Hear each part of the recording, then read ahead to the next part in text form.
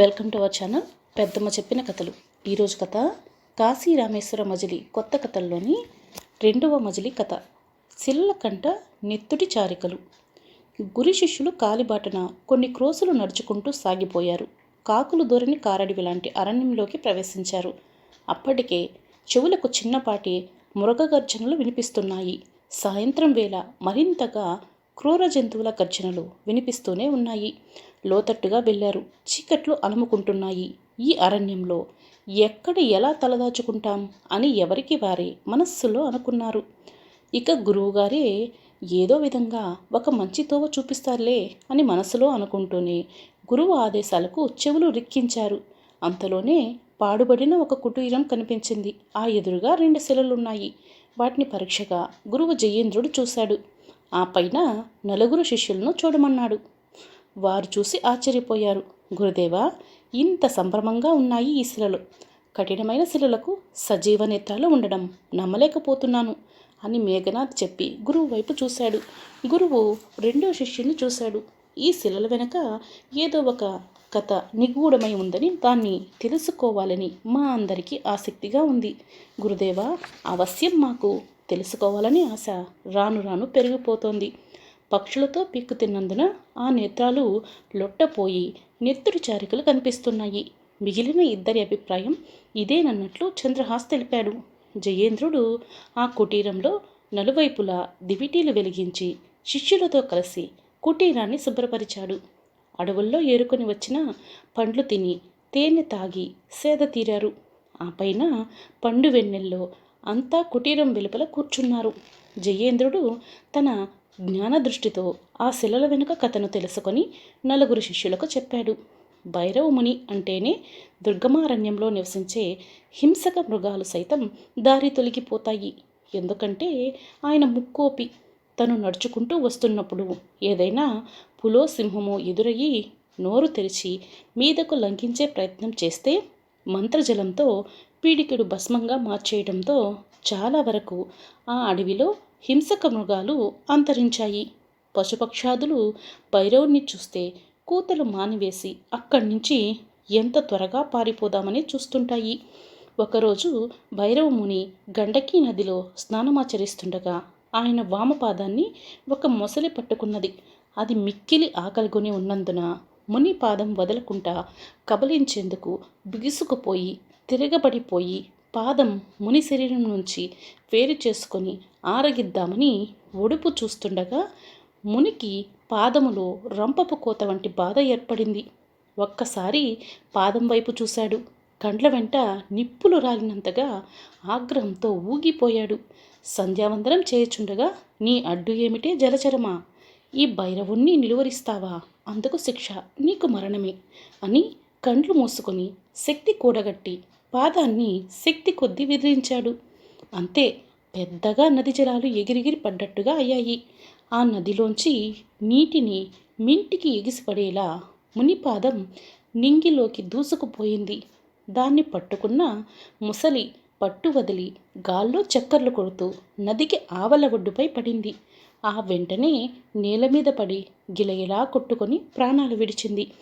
అప్పటికి మునికి కోపం చల్లారలేదు. మరింత రెచ్చిపోయాడు. పాదముపై ముసలి కోరల గాయాలు స్పష్టంగా కనిపించాయి. ఉబికి ఉబికి నెత్తురు విరజిమ్ముతోంది. గండకీ నదిలో ఇట్టి జలచరాలను బతకనీయరాదు అని కోపంతో వంగి నదీ జలాలు చేతిలోకి తీసుకున్నాడు. ఈ నదిలో ముసళ్ళు నశించుకాక అని శపించాడు. ఆ మరుక్షణం ముని నోటి మాటలతో గండకీ నదిలో పలు మొసళ్ళు తెప్పున తేలిపోయాయి.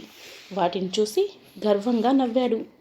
పాదము నొప్పి భరించలేకున్నాను, హతవిధి, ఎలా మాపుకుందును ఈ గాయాల నొప్పి అని నది ఒడ్డుపైకి చేరుకొని పెద్దగా నిట్టూర్చాడు. ఈ నొప్పితో కూడిన పాదంతో నడవడం అసాధ్యం కనుక తక్షణం నొప్పి మటుమాయం కావాలంటే దేవతల వైద్యులైన ధన్వంతులను రప్పించి చికిత్స చేయించవలెను అని మనస్సులో అనుకున్నాడు. ఓ అశ్విని దేవతలారా, తక్షణమే రండు. తక్షణమే నాకు ఈ జలచరం పెట్టిన బాధ నుంచి తప్పించండి. క్షణమాగినా భరించలేకున్నాను. మీ రాకలో ఆలస్యమైతే నేను మన్నించలేను కనుక రెప్పపాటున రండు అని చెప్పి నింగిలోకి చూసి అరిచాడు. అశ్విని దేవతలు ముని ఎదుట సాక్షాత్కరించారు. ఒక్క పాదమునకు మాత్రమే గాయమైనది. ఇంతమంది విచ్చేశారు. మీరంతా తరలిపోండి. మీలో నా నొప్పిని తగ్గించే ఒక్క దేవత ఇక్కడనే ఉండి సపర్యలు చేయండి. తక్షణమే నాకు స్వస్థత కలగవలెను. ఇట్టి జలచరం చేసిన బాధను నేను తట్టుకొనలేకున్నాను. ఇక సామాన్యులు ఎలా భరించగలరు? అందుకే ఈ గండకీలో ఉన్న హింసక ముసలను అంతం చేసి తిని అని రౌద్రమైన ముఖంతో చెప్పాడు భైరవముని. అశ్విని దేవతల్లో ఒక్కరే భైరవముని పాదమునకు చికిత్స నిమిత్తం ఉండిపోయి మిగిలిన దేవతలు మాయమయ్యారు. భైరవమునిని ఒక చెట్టు నీడను పడుకోబెట్టి ఆ ధన్వంతరి గాయాలను తడిమాడు. ఆ మరుక్షణం భైరవునికి ఉపశమనం కలిగింది. దేవతల ధన్వంతరి, నీ కరస్పర్శతో నాకు నొప్పి ఏమీ లేకుండా గాయాలు మటిమాయమైపోయినాయి. నీ వంటి చికిత్సా రత్నాకరుడు ఈ భూలోకంలో ఉన్నచో సత్వర నివారణతో ఎంతగా నరులు ఆనందాన్ని అనుభవించేవారు. ఎందరో మానవులు అనేక పీడలతో వ్యాధులతో దుర్భర నరకం అనుభవిస్తున్నారు. వారంతా క్షణాల్లో ఆరోగ్యవంతులు అయ్యేవారు. మునీశ్వర, నాకు సెలవిప్పించండి. తక్షణం సురలోక అధిపతి వద్దకు పోవదును అని చేతులు జోడించాడు అశ్విని దేవతల్లో ఒకరు. నా మాటలు నీ చెవికెక్కలేదా లేక మరేదైనా అని కోపంగా చూశాడు భైరవముని. ఆగ్రహించకండి మునీశ్వర, మీకు తెలియంది కాదు. మేము మీ వంటి తపోధనులకు మాత్రమే ఈ భూలోకంలో చికిత్స నిమిత్తం వచ్చితిమి. లేకుంటే ఎన్ని ఏండ్లు తలకిందులై తపమాచరించిన నరులపై జాలి చూపం, వారిని తాకనైనా తాకం అని విన్నవించాడు. నిజమే, దివ్యశక్తి సంపన్న నరులు బాధలు అనుభవించడానికే పుట్టారు. ఇక నీ పోయిరా అని భైరవముని ఇసుకలోంచి లేచి నిలబడ్డాడు. గండకీ నదిలో తెప్పున తేలిపోయిన ముసళ్ళు కొన్ని గుడ్లు తేలేసినా కదులుతున్నాయి. వాటిని పరికించి చూశాడు. ఏమీ, నా శాపం ఇలా వెలవెలపోతుంది. ఏమయ్యింది? కఠోర తపస్సుతో దివ్యశక్తులను పొందాను. ఈ నీచమైన ముసళ్ళు నా శాపంతో నీటి మీద ప్రాణాలు కోల్పోయి మరీ తేలిపోయాయి. ఇప్పుడు పునర్జీవంతో కదలాడుచున్నవి. ఎలా సాధ్యం అని చుట్టూ విగత జీవులను పరికించాడు. చాలా ముసళ్ళు మరణించాయి. వాటిలో కొన్ని మాత్రమే కదలాడుతున్నాయి. మరోసారి శపించి కదలాడే ముసళ్లను శాశ్వతంగా మరణం ప్రసాదించాలనుకున్నాడు. అందులో ఒక ముసలి సమీపిస్తున్న భైరవునితో చెప్పింది, ఓయి ముక్కోపి, నీవు మహాతపస్సంపన్నుడవే. ఇంతకాలం నీకు ఆ మహాదేవుని దర్శనమే లేదు. నీ తపశ్శక్తిని నీకుగా నీవే కుదించుకొని పోతున్నావు.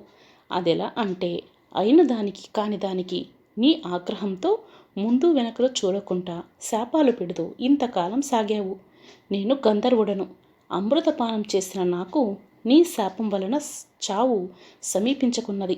ముని శాపం కారణంగా మరణానికి బదులు మగతలో పడి కొట్టుకుంటున్నాను.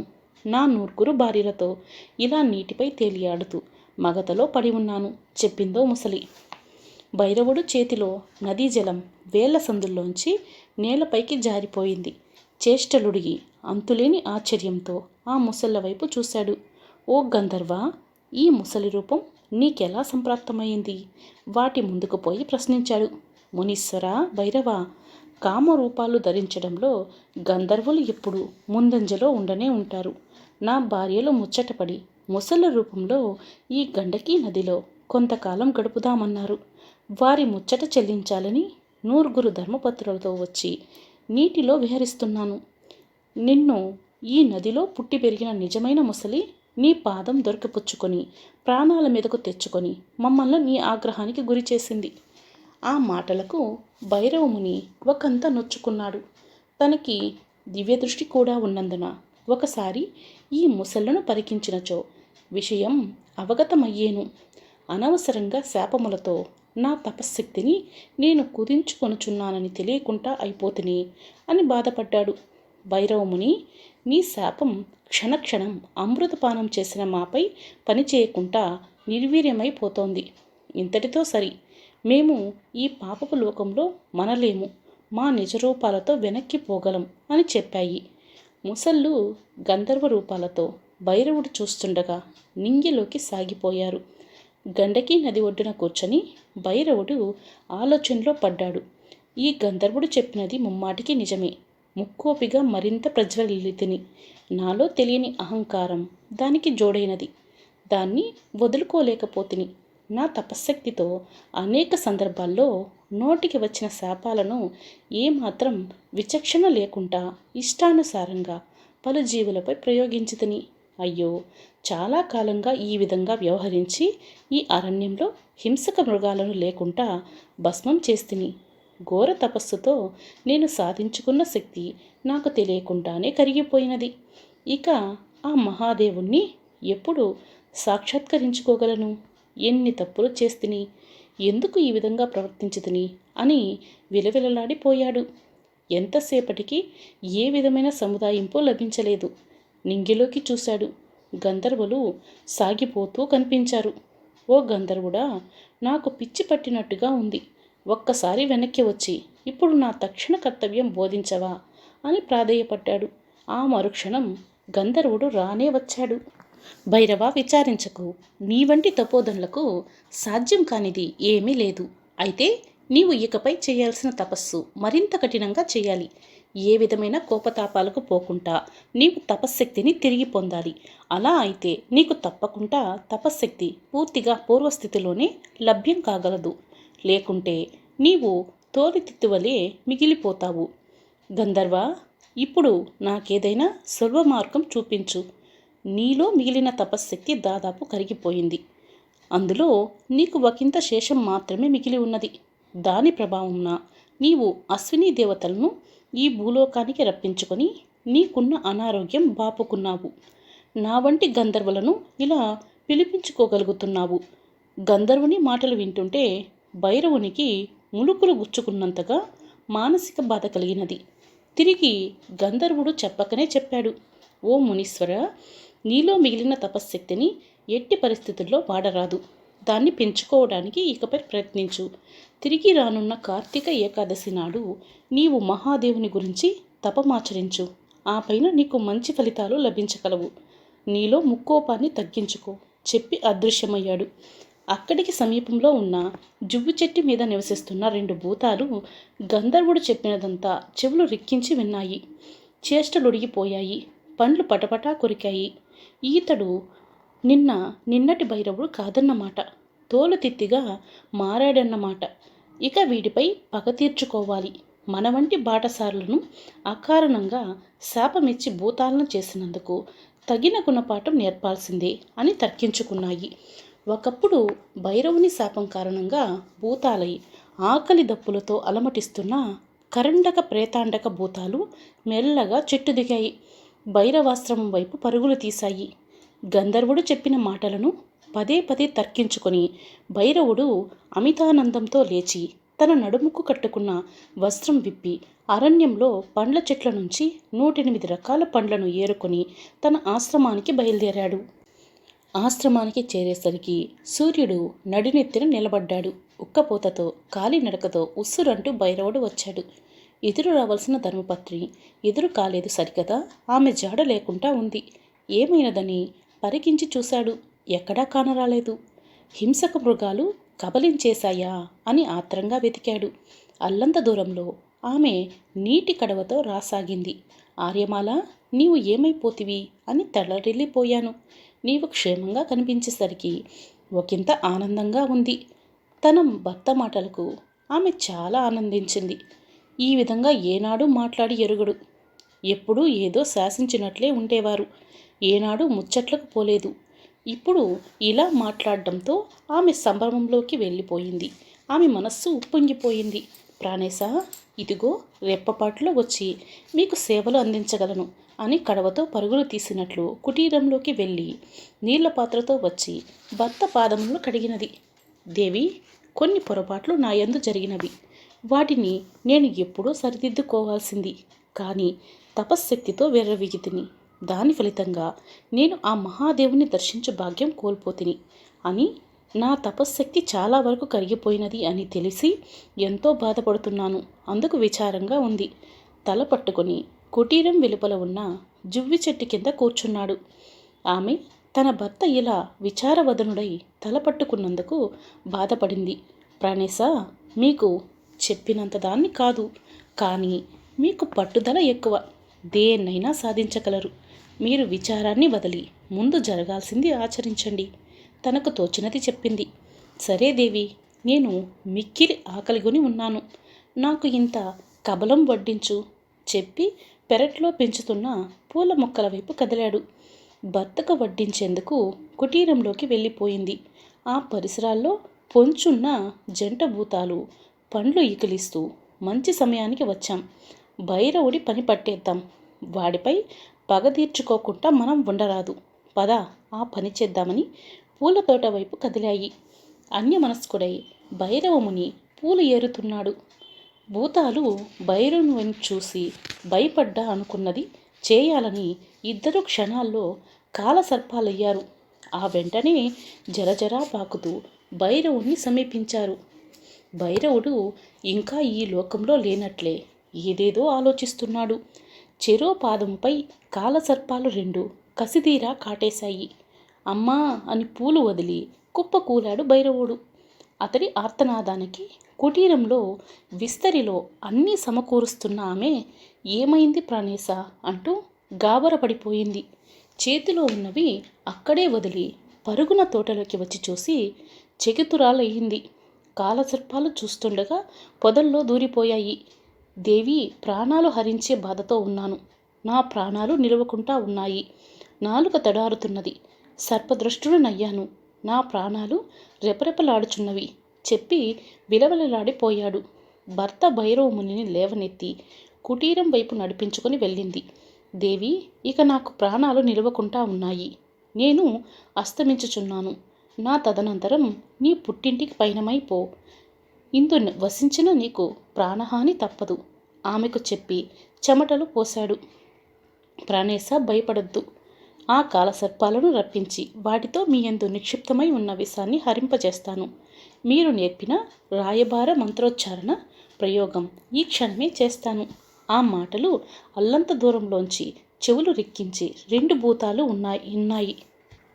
రాయబార మంత్రానికి మనం కాలసర్పాలుగా ఉంటే కదా ఆమె వద్దకు జరజరా పాకుకుంటూ పోవటానికి అని చెప్పుకొని పకపక నవ్వుకున్నాయి. భైరవుడు అప్పటికే శరీరంలో రంగులు మారిపోగా నేలపై పడి కండ్లు అరమోడ్పుల్లా కాగా ముఖంలో ప్రేతకల తాండవించటంతో అలా మగతలోకి జారుకున్నాడు. మరికొద్దిసేపటిలో భైరవుడి మరణం ఖాయమని రెండు భూతాలు చెప్పుకొని చంకలు గుద్దుకొని నాట్యం చేశాయి. ఆమె కండ్లు మూసుకొని మంత్రోచ్చారణ చేసింది. చూస్తుండగానే ఎర్రని ఎండ కాస్త నెమ్మదించింది. ఆ పైన చల్లని గాలులు ఉక్కపోతను తరిమేశాయి. అలా ఆ చల్లని గాలులు మరింత వేగం పుంజుకున్నాయి. ఉన్నట్టుండి ప్రకృతిలో ఈ మార్పులు ఏమిటా అని రెండు భూతాలు దిక్కులు చూస్తూనే ఆశగా భైరవుని చావు కబురు విందామని చెవులు మరలా రిక్కించారు. అంతలోనే రెండు భూతాలు వారికి తెలియకుండా శరీరంలో మార్పులు జరగడం చూసి భయపడుతూనే నేల మీదకి ఒరిగిపోయారు. ఆ వెంటనే కాలసర్పాలుగా మారిపోయారు. వారికి తెలియకుండానే భైరవుని కుటీరం వైపు జరజరా పాకుకుంటూ సాగిపోయారు. ఆమె రాయబార మంత్రం పఠిస్తూనే ఉంది. భైరవుడు అప్పటికే మగతిలోకి వెళ్ళిపోయి కళ్ళు మూసుకున్నాడు. ఆమె ఏకాగ్రతతో మంత్రోచ్చారణలో పెదాలు కదుపుతోంది. భూతాలు రెండు కాలసర్పాలు అయ్యాక రాయబార మంత్రశక్తితో వారికి ఏదీ ఆధీనంలో లేకుండా పోయింది. ఎవరో చెబుతుంటే చేస్తున్నట్లుగానే జరుగుతోంది.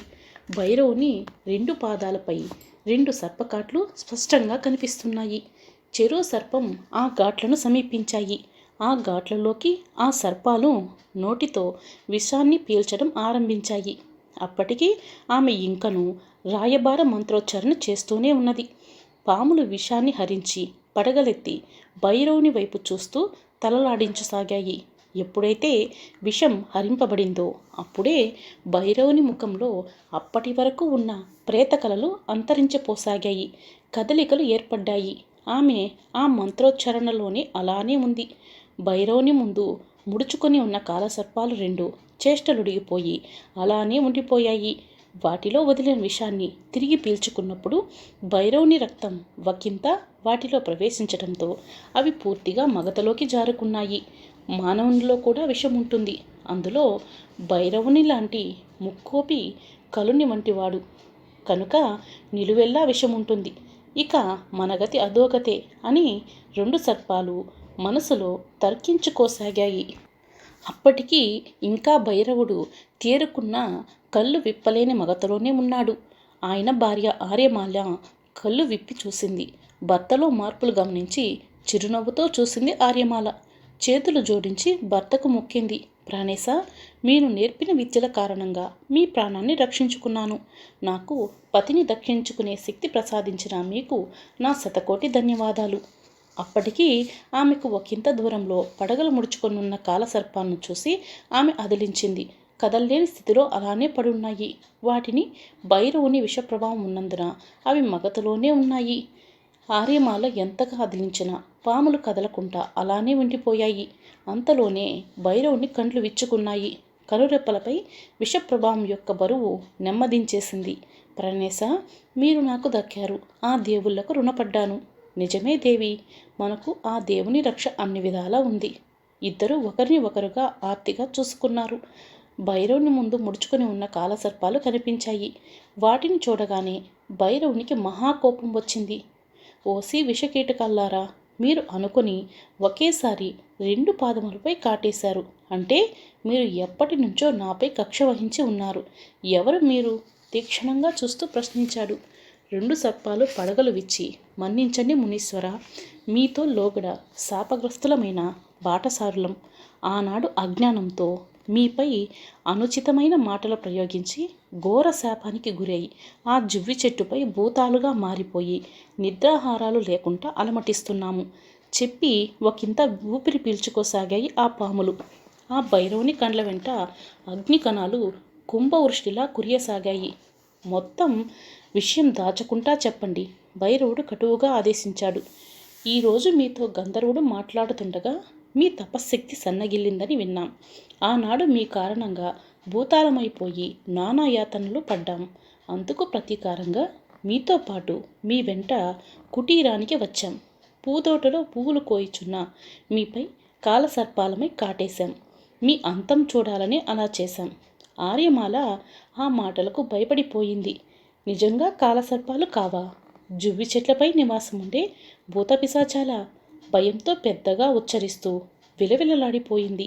అప్పటికే భైరవముని నిలువెల్ల ఆగ్రహంతో చెమటలు పట్టిపోయాడు. కోపాన్ని తమాయించుకోలేకపోయాడు.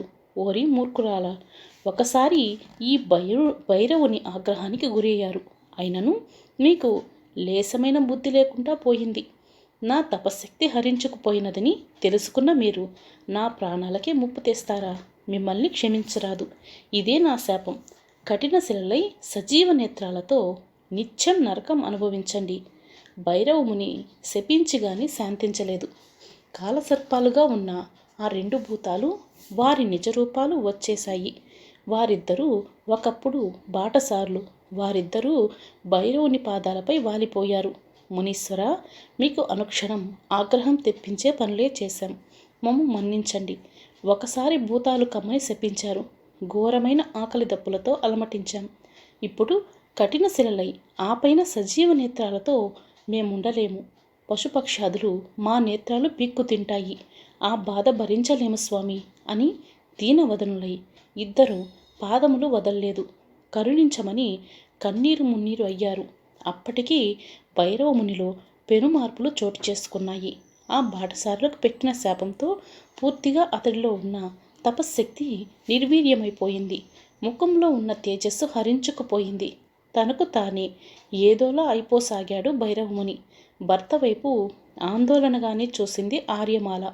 స్వామి, ఈ క్షణం మీలో ఎందుకంత మార్పు సంభవించింది? ఆ తేజస్సు ఏమైనది? ఆ కళ్ళు అగ్నిగోళాల్లా చురుకైన దృక్కులతో శరీరం ఆగ్రహంతో కంపించిపోతూ ఎంతటి వారునైనా నిలువున దహించేలా కనిపించేవారు. ఇప్పుడు క్షణక్షణం ప్రసన్నమైపోయారు అని ప్రశ్నించింది. దేవి ఆర్యమాల క్షణికావేశంతో నేను నా ప్రాణాలు హరించబోయినా ఈ దుష్టబాటసారులకు శాపమిచ్చి నాకుగా నేను తపశ్శక్తిని పూర్తిగా కోల్పోతిని. ఎందుకు వరగాని తోలుతిత్తిని అయిపోతిని అని ముఖాన్ని 2 చేతులతో కప్పుకొని దుఃఖించాడు. అయ్యా, శాపమిచ్చిన మీరే మాకు ఏదో ఒక దారి చూపండి. మా సజీవ నేత్రాలను కూడా శిలలుగానే మార్చేయండి. తప్పితే ఇలా సజీవ నేత్రాలతో పక్షులు మా కండ్లను పొడుచుకొని తింటుంటే ఎలా భరించగలం? ముని పాదాలను పట్టుకుని బావురుమన్నారు. అప్పటికి భైరవునికి పూర్తిగా ఆగ్రహం తగ్గిపోయింది. నాకు తగ్గ బాటసార్లు మీరు. ఇప్పటికి 2 సార్లు మీకు శాపం పెట్టి చాలా హింసించితిని. మీరును నాకు ఆగ్రహం తెప్పించడంలోనే ఉన్నారు. ఇక ఏమి చేయుదును? సరే, నాకున్న శక్తులన్నీ నశించినవి. మీకు మేలు చేయలేని పరిస్థితిలో ఉన్నాను అని చెప్పి వారి వైపు జాలిగా చూశాడు. ఆ ఇద్దరిపై ముని శాపం పనిచేయడం ఆరంభించింది. వారిద్దరూ ఆ కుటీరం వద్ద శిలారూపాల్లోకి మారిపోసాగారు. నెత్తురు మాంసాలతో ఉన్న శరీరం శిల అవుతుంటే వారి బాధ వర్ణాతీతం అయిపోయింది. విలవిలలాడిపోసాగారు. తల వరకు శిల అయిపోయారు. మునీశ్వర, ఇక సెలవు. మాట్లాడేందుకు మా పెదవులు, మా తనువు శిలామయం అయిపోతోంది. మమ్మల్ని ఈ కఠిన శిల బాధ నుంచి తప్పించి పుణ్యం కట్టుకోండి చెప్పి ఇద్దరు నేత్రములు తప్ప మొత్తం శిలలాగానే మారిపోయారు. అంతవరకు ఆ బాటసార్లు ఇద్దరూ చేస్తున్న ఆర్తనాదాలు అక్కడితో ఆగిపోయాయి. కళ్ళారా చూసిన వారి శిలారూపాన్ని తలుచుకొని భైరవుడు చాలా బాధపడ్డాడు. ఆ శిలల వద్దకు పోయి సజీవంగా ఉన్న నేత్రాల వైపు చూశాడు. వారు కళ్ళతోనే ఏదైనా చెప్పగలరు తప్పితే వారి అవయవాలన్నీ శిలారూపంలో కఠినమైపోయాయి. త్వరలోనే ఇక్కడికి 4 శిష్యులతో ఒక గురువు రానున్నారు. అతడే మీకు పూర్వరూపాలు వచ్చేలా చేయగలరు. ఆ సమయం చాలా చేరువలోనే ఉంది అని వారిని జాలిగా చూసి చెప్పాడు. అప్పటికే భైరవుని ధర్మపత్ని ఆర్యమాల ఆ బాటసారుల హింసపడిన తీరుతో స్పృహ తప్పిపోయింది. ఆమెను చూడగానే భైరవుడు ఆమెను చేతులతో పైకెత్తుకొని కుటీరంలోకి తీసుకుపోయి సపర్యలు చేసి స్పృహలోకి వచ్చేలా చేశాడు. ఒక నిశిపక్షి ఆ కుటీరంలోకి రివ్వున దూసుకువచ్చింది. భైరవ దంపతులు ఆశ్చర్యపోయారు. మహాశక్తి సంపన్నుడైన భైరవుని కుటీరం చూడ్డానికి హింసక మృగాలు సాహసించలేవు. అలాంటిది ఒక నిశిపక్షి కుటీరంలోకి రాగలిగింది అంటే ఏమీ వైపరీత్యం అనుకున్నారు. అనిశిపక్షి రెక్కలు టపటపమని కొట్టుకొని, ఓ భైరవ, నీవు నీకున్న చివరి తపశక్తిని కూడా బాటసారులను శిలలు చేయడంతో పూర్తిగా సర్వశక్తులు కోల్పోతివి. ఇక నీకు మిగిలింది ప్రాణాలు లేని తోలుతిత్తివి అయితివి. ఈ రాత్రి వెలవెలపోయిన నీ కుటీరంపై ఎన్నో హింసక మృగాలు దాడులు చేయనున్నాయి. వాటికి నరవాసన ఇప్పుడు తెలుస్తున్నది. వెతుక్కుంటూ వచ్చేస్తాయి. ఎలా నిన్ను నీవు రక్షించుకొని నీ ఆలిని రక్షించగలవు అని రివ్వున బయటకు దూసుకుపోయింది. ఆ మాటలకు ఇద్దరు దంపతులు బిక్కముఖాలు వేశారు. సాయం సమయం కావస్తోంది. కుటీరం ముందున్న వెదురు తలుపును వేసుకుని లోపల ఇద్దరు తినడానికి అడవుల్లోంచి తీసుకువచ్చిన పండ్లు కాయలు ముందు పెట్టుకుని తినడానికి సిద్ధమయ్యారు. అప్పుడే అతి సమీపంలో పులుల గర్జనలు వినిపించాయి. భైరవునికి తొలిసారి ప్రాణభయం పట్టుకున్నది. ముందు పెట్టుకున్న విస్తరిలో పండ్లను వదిలి చిన్నపాటి కిటికీలోంచి బయటకు చూశాడు. 2 పులులు కిటికీ పక్కనే పొంచున్నాయి. గజగజా వణికిపోయాడు. అయ్యయ్యో, చివరికి నా దురహంకారమే నా తపశ్శక్తిని లేకుండా చేసింది. ఇప్పుడు ఎలా నన్ను నేను రక్షించుకొని నా భార్య ఆర్యమాలను రక్షించగలను అని మనస్సులో బాధపడ్డాడు. ఆర్యమాల కూడా భయంతో వణికిపోయింది. వెదురు, రెల్లు, దుబ్బులతో నిర్మితమైన కుటీరంలోకి వన్యమృగాలు అవలీలగా రాగలవు. ఎలా ఈ రాత్రి గడుస్తుంది అని భర్తను గట్టిగా పట్టుకుని కళ్ళ నీళ్లు తిప్పుకుంది. మరిన్ని గర్జనలు వినిపించాయి. మరో కిటికీ వద్ద పెద్ద గుడ్లగూబ ఒకటి వాలి లోపలికి తొంగి చూసింది. దాన్ని చూడగానే ఇద్దరూ భయపడ్డారు. భైరవునికి తపశ్శక్తి లేకున్నా మంత్రతంత్ర శక్తులు ఉంటాయని ఆశతో ఆ దిశలో మంత్రోచ్చారణ చేశాడు. లీలగా ఒకాకారం ప్రత్యక్షమైంది. ఓ ప్రేతాండక, పిశాచమా, మా కుటీరం చుట్టున్న హింసక మృగాల నుంచి రక్షించము, వాటిని క్రోసుడు దూరం తరిమి కొట్టుము అని ఆదేశించాడు. ఓ భైరవ, నీలో చింత చచ్చినా పులుపు చావలేదు. నీలో అహం పర్వతాకారంలో ఆవరించకపోయింది. నీవు శాసించువాడవు, నేను శిరసావహించువాడనా? అది నిన్నటి మాట. నీలో ఉన్న మంత్రతంత్ర శక్తులు కూడా హరించుకుపోయాయి. అయితే నీవు పిలవగా ఎందుకు వచ్చితనో తెలుసా? నేను ఆకలితో అలమటించుచున్నాను. మీలో ఒకరిని రక్షిస్తాను, మరొకరిని భక్షిస్తాను. అందుకే నీ ముందున్నాను. పెద్దగా నవ్వుతూ చెప్పిందా ప్రేతాండక పిశాచం. ఆ పిశాచం గర్జనలకు కుటీరం వెలుపల ఉన్న పులులు చీకటిలోకి పరుగులు తీశాయి. పిశాచం మాటలు విన్న మరుక్షణం ఆర్యమాల కెవ్వున అరిచింది. దేవి భయపడకు, నేనున్నాను. ఇట్టి పిశాచములను శాసించేవాడని. ఈ ప్రేతాండకం ఒక లెక్క చెప్పి పండ్లు పటపటా కొరికాడు భైరవముని. చాలించు భైరవా, నీ డంబ ప్రలాపములు. నిన్నటి వరకు నీ వద్ద చేతులు కట్టుకుని నీవేమి చెప్పినా చేసిన వాడినే. కానీ నీవీ రోజు నా దయాలబ్ధంతో జీవించాల్సిన వాడవు. ఇద్దరిలో ఒకరికే జీవం, మరొకరికి అంతం తప్పదు. మీలో ఎవరు నాకు ఆహారమవుతారో నిర్ణయించుకోండి అని వికటాట్టహాసం చేస్తూ ఎర్రని కండ్లతో గద్దించింది. ఓసి క్షుద్ర పిశాచమా, నా ముందే కుప్పిగంతులు వేయుచున్నావు. నిన్ను వదలను. ఈరోజు నాలో తపశ్శక్తి నశించినా రేపు నాకు మరలా అంతకు మించిన శక్తులు నిక్షిప్తమవుతాయి. అప్పుడు నీ బతుకు తెల్లార్చగలను. నాతో నీకు పంతాలా? భయపెట్టే ప్రయత్నం చేశాడు. ఒకవైపు ఆకలితో అలమటిస్తున్నాను. ఇంకా నీతో ఈ చచ్చుపుచ్చు మాటలెందుకు? నీవో దుమ్ముల పోగువి. శుష్కించిన నీ దేహంలో కండలే లేవు. నిన్ను ఆరగించినా నాకు ఆకలి తీరదు. మరలా తీరని ఆ ఆకలికి నీ ఇల్లాల్ని తినాలి. ఆమె శాకాహారం తిని పెంచిన శరీరం బాగా కండపట్టి ఉన్నది. నీ కళ్ళ ముందే తినేస్తాను. నీవు తపమాచరించి సర్వశక్తులు పొంది ఏదో చేస్తానన్నావు. నీ ఇష్టం వచ్చినట్లు నాపై నీ పగ సాధించు అని ఆర్యమాలను ఎత్తి పట్టుకున్నాడు. భైరవముని చేష్టలుడిగిపోయాడు. నోటమ్మట మాట రాకుండా అయిపోయాడు. ఎన్నడూ లేని భీతి అతడిలో ఎక్కువైపోయింది. ఏ పిశాచమా, నా అర్ధాంగిని విడుము, కావాలంటే నన్ను ఆరగించు అని చిన్న గొంతుతో ఎదురెళ్ళాడు. ఛీ, నిన్నేమని తినగలను? శుష్కించిన దేహంతో ఉన్నావు. భైరవుణ్ణి పక్కకు విసిరికొట్టి ఆర్యమాలను ఎత్తి తన నోరును విశాలంగా చాచి అందులో పడేశాడు. ఆ మరుక్షణం ఆ పిశాచం పంటి కింద నలిగిపోయింది. ఆమె అరుపులతో అడవి అంతా దద్దరిల్లిపోయింది. భైరవముని నేల మీద చేష్టలుడిగిపోయాడు. అయ్యో ఆర్యమాల, నిన్ను రక్షించుకోలేకపోతిని. అసమర్థపు భర్తను, నన్ను మన్నించు అని నేలకు తల కొట్టుకుని ఏడ్చాడు. పిశాచం పగలబడి నవ్వింది. నీ భార్య భలే రుచిగా ఉందిరా భైరవ. నాడు మా జాతివారు ఆశ్రమాల్లో మునికన్యలను, ముని భార్యలను భక్షించేవారట. ఏమో అనుకున్నాను. నీ శోకాలతో ఈ కుటీరం పాడు చేయకురా. ఉఫ్ఫుమని గట్టిగా ఊదేసిందా పిశాచం. పెనుగాలిలో ఆకులు ఎగిరిపడ్డట్టుగా భైరవుడు కుటీరంలోంచి రివ్వున దూసుకుపోయి ఎన్నో క్రోసల ఆవల పడ్డాడు. ప్రేతాండక పిశాచం కుటీరంలోంచి బయటకు వచ్చింది. అక్కడే సెల్లైన బాటసారులను తేరిపారా చూసింది. అప్పటికే 2 గుడ్లగూబలు ఆ శిలలకున్న సజీవ నేత్రాలను పీక్కు తినసాగాయి. నెత్తురు శిలలను తడిపేసింది. పిశాచమైన నాకే ఈ దృశ్యం భీతావహంగా ఉంది. ఎలా ఈ శాపగ్రస్తమైన శిలలు భరిస్తున్నాయి? ఏమిటి దారుణమైన శాపం? ఆ భైరవుడే ఇలా చేసి ఉంటాడు. వాడు పిశాచాలకే పిశాచం లాంటివాడు. అందుకే తగిన శాస్తి జరిగినది. ఇక పక్షుల బాధ లేకుండా ఈ శిలలకు రక్షణ కవచం ఏర్పాటు చేస్తాను. ఆ శిలల ముఖాలపై పంజరాన్ని ఏర్పాటు చేసి తన దారిన తాను పోయింది.